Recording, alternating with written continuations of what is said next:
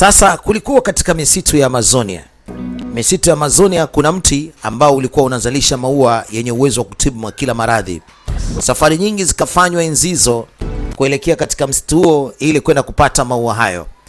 Lakini moja kati ya safari ambazo zilikuwa ni zenye sifa na kujulikana sana ni safari ya jamaa mmoja ambaye anaitwa Aguirre. Anaitwa Den Lope de Aguirre. Huyo hapa. Alifanya safari kuelekea katika misitu ya Amazonia kutafuta ile maua yenye kutibu maradhi ya design yote pamoja na laana. Lakini katika msitu huu kulikuwa kuna wanyama wenye kulinda hayo maua na hata wakazi katika maeneo wenye kulinda hayo maua. Historia inasema ya kwamba huyu jamaa alifariki na hatimaye safari yake ikaishia hapo.